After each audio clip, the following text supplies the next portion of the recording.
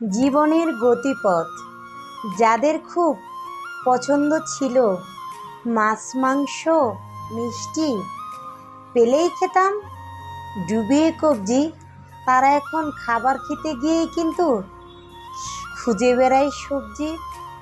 কিসমিস কাটা রোগের কারণে আজই মানতেই হচ্ছে নির্দিষ্ট ডায়েট, আর তা যদি মানতে ব্যর্থ হই তবে জীবনের অবস্থা হবেই টাইট।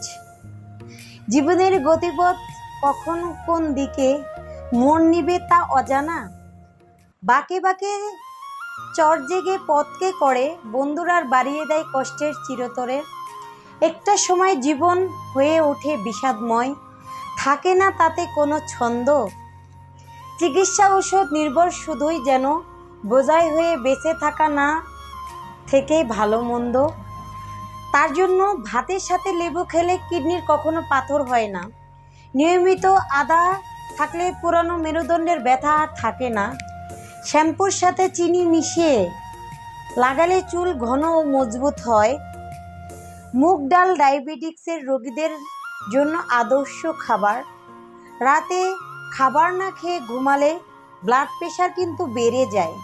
এই 5টি জিনিস আমরা যদি খেয়াল রাখি তাহলে কিন্তু আমাদের এই সুন্দর জীবনটা আরও সুন্দর বা মধুময় হয়ে উঠবে।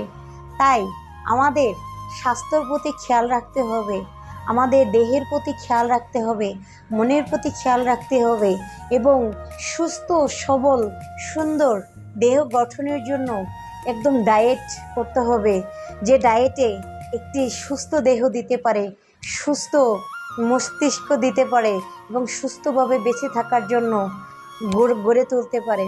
ধন্যবাদ সবাইকে।